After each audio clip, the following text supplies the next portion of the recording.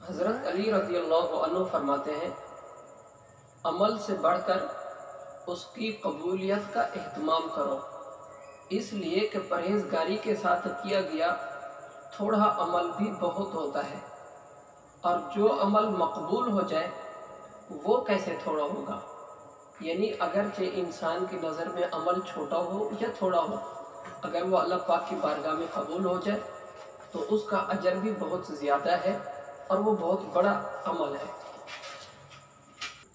آپ رضی اللہ عنہ کا قول ہے، میں تم پر دو چیزوں سے بہت زیادہ خوف زدہ رہتا ہوں، ایک خواہش کی پیروی اور دوسرا لمبی امیدیں۔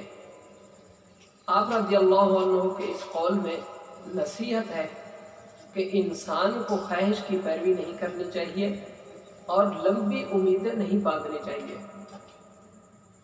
آپ کا ایک اور قول ہے، جو شخص یہ گمان رکھتا ہے کہ نیک اعمال اپنائے بغیر جنت میں داخل ہوگا تو وہ جھوٹی امید کا شکار ہے۔ یعنی ایسا شخص جو نیک عمل تو نہیں کرتا لیکن یہ امید لگائے ہوئے ہے کہ وہ جنت میں داخل ہوگا، تو ایسا شخص جھوٹی امید کا شکار ہے۔ آپ فرماتے ہیں، خرچ کرو، تشہیر نہ کرو، اور خود کو اس لیے بلند نہ کرو کہ تمہیں پہچانا جائے اور تمہارا نام ہو، بلکہ چھپے رہو اور خاموشی اختیار کرو، سلامت رہو گے۔ تشہیر نہ کرو یعنی پبلسٹی نہ کرو، اپنا کوئی ایک کام اچھا کر کے پھر اس کی پبلسٹی نہ کرو، اور خود کو مشہور کرنے کی کوشش نہ کرو کہ تمہارا نام ہو، تمہیں پہچانا جائے۔ فرماتے نہیں، بلکہ تم چھپے رہو، خاموشی اختیار کرو، سلامت رہو گے۔ آپ فرماتے ہیں، بندہ بے صبری کر کے اپنے آپ کو حلال روزی سے محروم کر دیتا ہے اور اس کے باوجود اپنے مقدر سے زیادہ حاصل نہیں کر پاتا۔ فرماتے ہیں، جس تکلیف کے بعد جنت ملنے والی ہو وہ تکلیف نہیں، اور جس راحت کا انجام دوزخ پر ہو وہ راحت نہیں۔ سبحان اللہ۔ بے شک آج کے زمانے میں جو حساب کتاب چل رہا ہے، آپ کا یہ فرمان بالکل درست ہے۔ فرماتے آج ہم دیکھتے ہیں بہت سارے لوگ گناہ کر کے غلط طریقے سے مال کمانے کی کوشش کرتے ہیں اپنی آسائش کے لیے، اپنے راحت و سکون کے لیے، لیکن آپ فرماتے ہیں کہ جس کام کا انجام، جس راحت کا انجام دوزخ ہو وہ راحت نہیں، اور فرماتے ہیں جس تکلیف کے بعد جنت ملنے والی ہو وہ تکلیف نہیں۔ انسان یہاں سادہ زندگی گزارے دنیا میں، اور آخرت میں اسے جنت ملے گی۔ اور آپ کا فرمان ہے کہ جس راحت کا انجام دوزخ ہو، یعنی بندہ حرام طریقے سے مال کمائے، حرام ذرائع استعمال کرے، دنیا میں تو وہ وقتی طور پہ راحت پا لے گا لیکن اس کا انجام دوزخ ہوگا۔ آپ کا اور فرمان ہے، اپنی رائے کو کافی سمجھنے والا خطرے میں ہے۔ لوگ کوئی بات کرتے ہیں، چار آدمی کہیں بات کر رہے ہو، کہتے ہیں میں نے کہہ دیا یہی بہتر ہے، میں نے جو مشورہ دیا ہے یہی بہتر ہے، اسی پر عمل کرنا چاہیے، اسی میں فائدہ ہے۔ دوسرے بندے کی رائے کو ترجیح نہ دینا۔ آپ فرماتے ہیں کہ اپنی رائے کو کافی سمجھنے والا خطرے میں ہے۔ بندہ صرف اپنے آپ کو ہی عقل کل نہ سمجھے۔ آپ کا اور فرمان ہے، جب تم اپنے دشمن سے بدلہ لینے پر قادر ہو جاؤ تو اس کے شکرانے میں اسے معاف کر دو۔ ان لوگوں میں سے مت ہونا جنہیں نصیحت اس وقت فائدہ دیتی ہے جب ملامت میں مبالغہ یعنی بہت زیادہ شرمندہ کیا جائے۔ پہلے سمجھاتے رہے، کسی بات سے منع کرتے رہے، سمجھ نہیں آتا، جب حد سے زیادہ ذلت اور رسوائی اٹھانا پڑ جائے یا کوئی دوسرا آ کے ذلیل کر دے، پھر بندے کو نصیحت فائدہ دے، پھر سمجھ آ جائے کہ ہاں مجھ سے یہ غلطی ہوئی ہے، مجھ سے یہ غلط کام ہوا ہے، مجھے نہیں کرنا چاہیے۔ آپ فرماتے ہیں، ان لوگوں میں سے مت ہونا جنہیں نصیحت اس وقت فائدہ دیتی ہے جب ملامت میں مبالغہ یعنی بہت زیادہ شرمندہ کیا جائے۔ آپ کا قول ہے لالچ کی چمک دیکھ کر اکثر عقل مار کھا جاتی ہے۔ بندے کو لالچ نظر آتی ہے تو اب کیا ہوتا ہے، بندے کی عقل بھی وہاں پر کام کرنا چھوڑ جاتی ہے اور بندہ لالچ میں پڑ جاتا ہے۔ نصیحت اس میں یہ ہے کہ بندے کو لالچ میں نہیں پڑنا چاہیے۔ آپ فرماتے ہیں جب کسی شخص کی عقل کامل ہو جاتی ہے تو اس کی گفتگو میں کمی آ جاتی ہے۔ یعنی آپ نے عقل مند بندے کی نشانی بتائی کہ جو شخص عقل مند ہوگا وہ اس کی گفتگو کم ہوگی، وہ باتیں کم کرے گا، اور جو بے عقل ہوگا وہ باتیں بہت زیادہ کرے گا، طرح طرح کی باتیں کرے گا، دنیا بھر کے تجزیے کرے گا، دنیا بھر کے مسائل معاملات پہ گفتگو کرے گا، اور اس کی کسی بات میں وزن نہیں ہوگا، بس ادھر ادھر کی باتیں۔ تو آپ فرماتے ہیں جب کسی شخص کی عقل کامل ہو جاتی ہے، جب کسی شخص کی عقل کامل ہو جاتی ہے تو اس کی گفتگو میں کمی آ جاتی ہے۔ فرماتے ہیں لوگوں میں جو زیادہ علم والا ہوتا ہے وہ اللہ پاک سے زیادہ ڈرتا، زیادہ عبادت کرتا اور اللہ پاک کی رضا کے لیے زیادہ نصیحت کرتا ہے۔ فرماتے ہیں مال اور اولاد دنیا کی کھیتی ہے اور نیک اعمال آخرت کی۔ اللہ پاک اپنے بہت سے بندوں کو یہ سب عطا فرماتا ہے، یعنی ان کے پاس مال اور اولاد بھی ہوتی ہے اور نیک اعمال بھی وہ کرتے ہیں، لیکن آپ فرماتے ہیں کہ مال اور اولاد دنیا کی کھیتی ہے اور نیک اعمال آخرت کی ہے۔ نیک اعمال بندے کو آخرت میں کام آئیں گے۔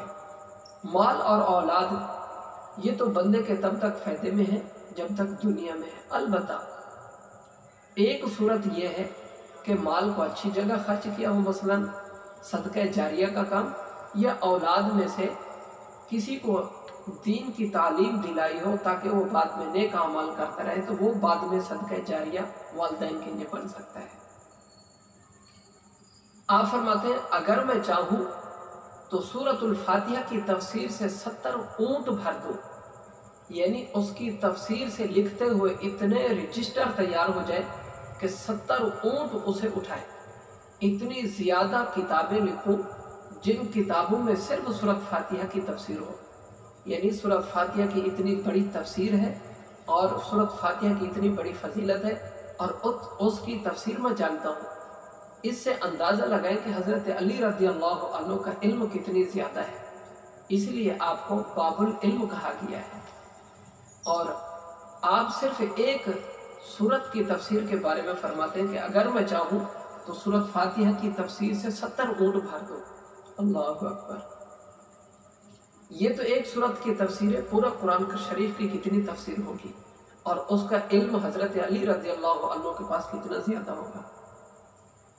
آپ فرماتے ہیں اگر شراب کا ایک قطرہ کنویں میں گر جائے پھر اس جگہ مینارہ بنایا جائے تو میں اس پر اذان نہ کہوں، اور اگر دریا میں شراب کا قطرہ گرے پھر دریا خشک ہو اور وہاں گھاس پیدا ہو تو میں اس میں اپنے جانوروں کو نہ چراؤں۔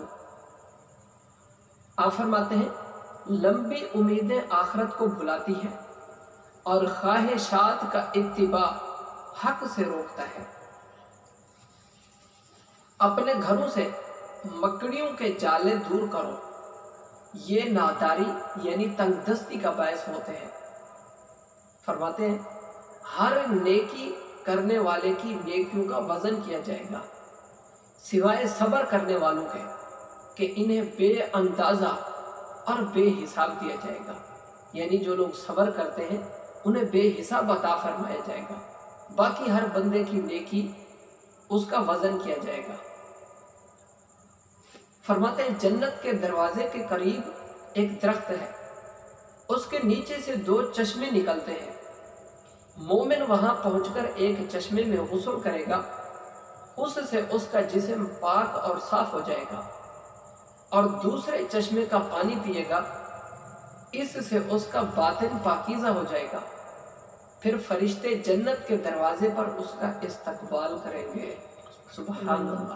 یہ ہے مومن کی شان، اس بندے کی شان نہیں جو نیک عمل کرتا نہیں، صرف خالی جھوٹی امیدوں کا شکار ہے کہ وہ جنت میں داخل ہو جائے گا۔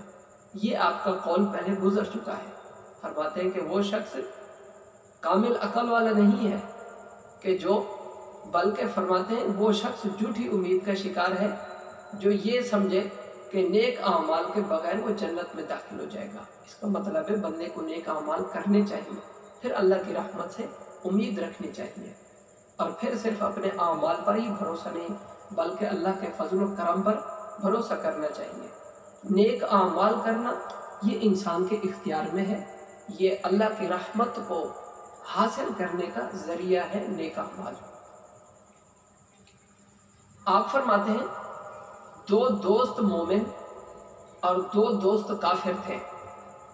مومن دوستوں میں ایک مر جاتا ہے تو بارگاہ الہی میں عرض کرتا ہے، یا رب فلاں شخص فلاں مجھے تیری اور تیرے رسول کی فرما برداری کا اور نیکی کرنے کا حکم کرتا تھا اور مجھے برائی سے روکتا تھا، اور خبر دیتا تھا کہ مجھے تیرے حضور حاضر ہونا ہے۔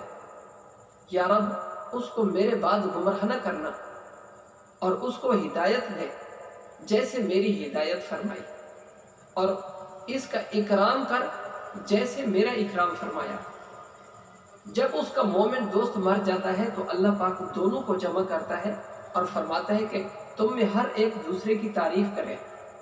تو ایک کہتا ہے کہ یہ اچھا بھائی ہے، اچھا دوست ہے، اچھا رفیق ہے، اور دو کافر دوستوں میں سے جب ایک مر جاتا ہے تو دعا کرتا ہے، یا رب فلاں مجھے تیری اور تیرے رسول کی فرما برداری سے منع کرتا تھا اور بدی یعنی برائی کا حکم دیتا تھا، نیکی سے روکتا تھا اور خبر دیتا تھا کہ مجھے تیرے حضور یعنی تیری بارگاہ میں حاضر ہونا ہی نہیں ہے۔ تو اللہ پاک فرماتا ہے کہ تم میں سے ہر ایک دوسرے کی تعریف کرے۔ تو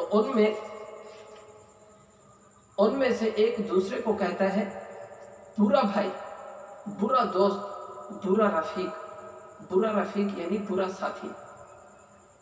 آپ کا قول ہے علم خزانہ ہے اور سوال کرنا اس کی چابی ہے۔ اللہ پاک تم پر رحم فرمائے، سوال کیا کرو، کیونکہ اس سوال کرنے کی صورت میں 4 افراد کو ثواب دیا جاتا ہے۔ سوال کرنے والے کو ثواب دیا جاتا ہے، جواب دینے والے کو ثواب دیا جاتا ہے، سننے والے اور ان سے محبت کرنے والے کو بھی ثواب دیا جاتا ہے۔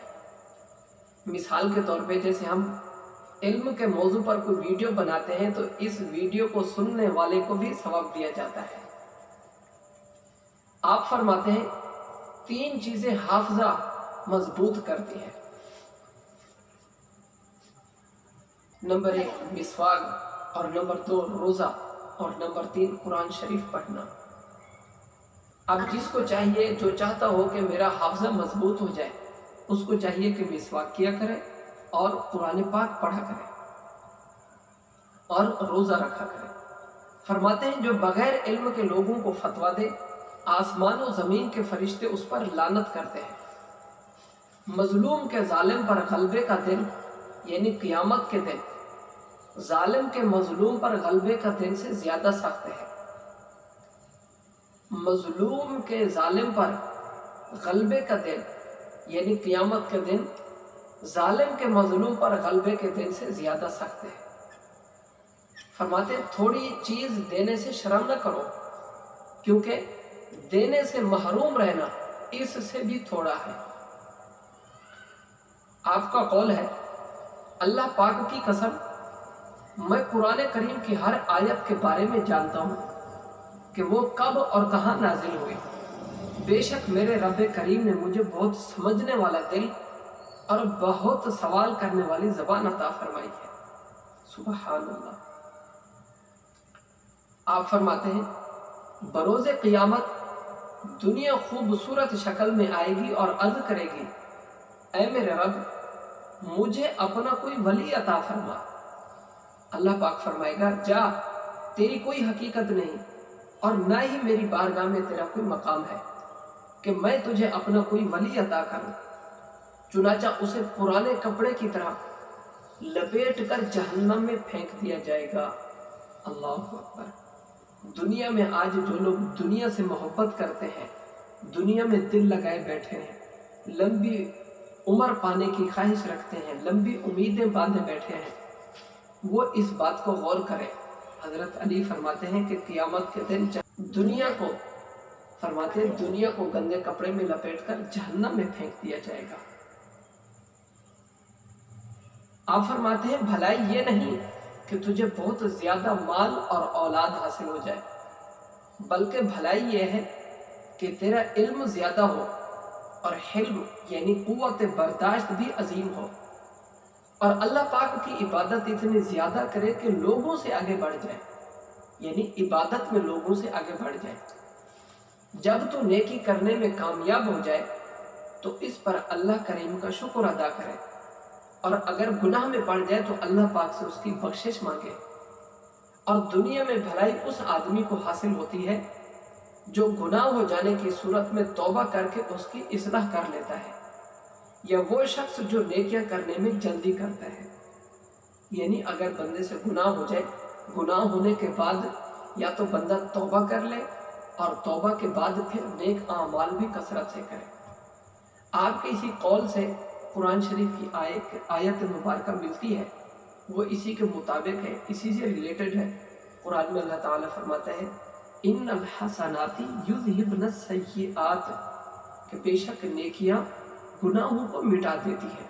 تو ہمیں یہ کرنا چاہیے، انسان ہے، گناہ ہو جاتا ہے، غلطی ہو جاتی ہے، تو اب بندے کو گناہ کے فوراً بعد توبہ کر لینی چاہیے، بار بار توبہ کرنی چاہیے، بار بار کرنی چاہیے، بار بار، اور پھر اس کے ساتھ نیک عمل بھی کثرت سے کرنے چاہیے۔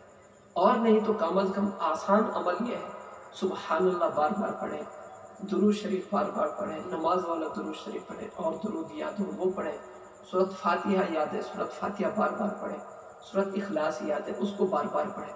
بہرحال کوئی بھی نیک عمل کرتے رہیں۔ آقا رضی اللہ عنہ کا قول ہے اللہ پاک کے گمنام بندوں کے لیے خوشخبری ہے، وہ بندے جو خود تو لوگوں کو جانتے ہیں لیکن لوگ انہیں نہیں پہچانتے۔ اللہ کریم نے جنت پر مقرر فرشتے حضرت رضوان علیہ السلام کو ان کی پہچان کر دی ہے۔ یہی لوگ ہدایت کے روشن چراغ ہیں، اور اللہ پاک نے تمام تاریک فتنے ان پر ظاہر فرما دیے۔ اللہ پاک انہیں اپنی رحمت سے جنت میں داخل فرمائے گا۔ یہ شہرت چاہتے ہیں، نہ ظلم کرتے ہیں اور نہ ہی ریاکاری میں پڑتے ہیں۔ آپ فرماتے ہیں سنو، کامل فقیہ وہ ہے جو لوگوں کو رحمت الہی سے مایوس نہ کرے، اللہ پاک کے عذاب سے بے خوف نہ ہونے دے، اس کی نافرمانی کی رخصت نہ دے، اور قرآن کریم کو چھوڑ کر کسی اور چیز میں رغبت نہ رکھے۔ آپ کا قول ہے اے لوگو، علم کے سرچشمے، رات کے چراغ، یعنی راتوں کو جاگ کر عبادت الہی کرنے والے، پرانے لباس اور پاکیزہ دل والے بن جاؤ۔ اس کی وجہ سے آسمانوں میں تمہاری شہرت ہوگی اور زمین میں تمہارا ذکر بلند ہوگا۔ سبحان اللہ۔ آپ کا قول ہے علم مال سے بہتر ہے، یہ بھی آپ کا بہت بہترین اور نصیحت بھرا قول ہے۔ آپ فرماتے ہیں علم مال سے بہتر ہے۔ کیا بہتر ہے؟ علم مال سے بہتر ہے۔ آگے آپ وضاحت فرماتے ہیں کہ کیسے بہتر ہے۔ فرماتے علم تیری حفاظت کرتا ہے جبکہ مال کی تجھے حفاظت کرنا پڑتی ہے۔ بندے کے پاس، انسان کے پاس مال ہوتا ہے، اس کو فکر ہوتی ہے کہ مال کہیں کم نہ پڑ جائے، چوری نہ ہو جائے، کوئی لے نہ جائے، کوئی چھین نہ جائے۔ اور جبکہ علم ہوتا ہے تو علم کے بارے میں فرمایا گیا کہ علم ایک روشنی ہے، اور اس روشنی کی وجہ سے بندہ اپنے زندگی کے معاملات کو بہتر گزارتا ہے۔ تو علم کی وجہ سے بندے کو سکون اور راحت ملتی ہے، اور علم بندے کی حفاظت کرتا ہے، جبکہ مال کی بندے کو حفاظت کرنی پڑتی ہے۔ چاہے گھر میں مال رکھا ہو، چاہے بینک میں ہو، پھر بھی بندے کو ڈر رہتا ہے۔ آپ فرماتے ہیں علم پھیلانے سے بڑھتا ہے جبکہ مال خرچ کرنے سے گھٹتا ہے۔ عالم سے لوگ محبت کرتے ہیں، عالم علم کی بدولت اپنی زندگی میں اللہ کریم کی فرما برداری کرتا ہے، عالم کے مرنے کے بعد بھی اس کا ذکر خیر باقی رہتا ہے، جبکہ مال کا فائدہ اس کے ختم ہونے کے ساتھ ہی ختم ہو جاتا ہے۔ اور یہی معاملہ مالداروں کا ہے کہ دنیا میں مال ختم ہوتے ہی ان کا نام تک مٹ جاتا ہے، اور اس کے برعکس علماء کا نام باقی رہتا ہے۔ علماء کا نام رہتی دنیا تک باقی رہتا ہے۔ مالداروں کے نام لینے والے کہیں نظر نہیں آتے، جبکہ علماء دین کی عزت اور مقام ہمیشہ لوگوں کے دلوں میں قائم رہتا ہے۔ آپ کا قول بالکل صحیح ہے۔ آج کے زمانے میں بھی ہم دیکھیں کہ مالداروں کا نام دنیا سے ان کے مرتے ہی مٹ جاتا ہے۔ جیسے برج خلیفہ جس بندے نے بنایا ہے اس کو بھی 4-5 فٹ کی قبر ملی ہے، اور وہ بھی آج اس کو دنیا کوئی نہیں جانتی، وہ اس کا نام و نشان مٹ گیا۔ جبکہ صدیوں پہلے امام اعظم ابو حنیفہ، امام مالک، امام شافعی، امام احمد بن حنبل، سبحان اللہ، آپ کا وہ جو بڑے بڑے علماء گزرے ہیں، ان علماء کا نام آج بھی باقی ہے اور رہتی دنیا تک باقی رہے گا۔ اس لیے آپ رضی اللہ عنہ کا قول بالکل 100% درست ہے، 100% درست ہے کہ علم والوں کا نام، علماء کا نام، عزت و مقام لوگوں کے دلوں میں ہمیشہ باقی رہتا ہے، جبکہ مالداروں کا نام مرتے ہی مٹ جاتا ہے اور لوگوں کے دلوں سے عزت بھی ختم ہو جاتی ہے ایسے لوگوں کی۔ آپ فرماتے ہیں 3 عمل مشکل ہے: اپنی جان کا حق ادا کرنا، اور نمبر 2 ہر حال میں اللہ پاک کا ذکر کرتے رہنا، اور نمبر 3 اپنے ضرورت مند مسلمان بھائیوں سے مالی تعاون کرنا۔ آپ فرماتے ہیں جب تم کسی چیز کو حاصل کرنا چاہو تو پھر اس میں ایسے لگ جاؤ کہ بس ہر وقت اسے حاصل کرنے کی کوشش کرتے رہو۔ آپ کے اس فرمان کے مطابق ہمیں دنیا میں کوشش کرنی چاہیے کہ ہر مومن مسلمان کو اللہ پاک کا قرب چاہیے، جنت چاہیے۔ تو اب جب ہم نے جنت حاصل کرنی ہے تو اس کو حاصل کرنے کے لیے بس اسی کے ہی ہر وقت ہمیں فکر ہو، اسی کام میں ہی ہم لگ جائیں، مثلا نیک عمل کرتے رہیں اور گناہوں سے بچتے رہیں، اللہ کی فرما برداری کرتے رہیں۔ آپ کا قول ہے کہ جو مجھے حضرت ابو بکر اور عمر سے افضل کہے گا تو میں اس کو مفتری کی یعنی بہتان لگانے والے کو دی جانے والی سزا دوں گا۔ یعنی اگر کوئی شخص کسی پر بہتان لگاتا ہے تو بہتان لگانے والے کو سزا دی جاتی ہے، اس کو کوڑے مارے جاتے ہیں۔ تو آپ کا قول ہے کہ اگر کوئی شخص مجھے ابو بکر اور عمر سے افضل کہے تو فرمایا میں اس کو بہتان لگانے والے کی سزا دوں گا۔ آپ فرماتے ہیں اس امت میں نبی صلی اللہ علیہ وسلم کے بعد سب سے بہتر ابو بکر اور عمر ہے۔ آپ کا قول ہے، بلکہ امام ذہبی رحمۃ اللہ علیہ نے فرمایا کہ یہ قول حضرت علی رضی اللہ عنہ سے بتواتر منقول ہے۔ کون سا قول؟ جو پہلے ذکر ہوا کہ اس امت میں نبی صلی اللہ علیہ وسلم کے بعد سب سے بہتر ابو بکر اور عمر ہے، اور یہ قول کس کا ہے؟ حضرت علی رضی اللہ عنہ کا۔ اور امام ذہبی رحمۃ اللہ علیہ نے فرمایا کہ آپ کا یہ قول بتواتر منقول ہے۔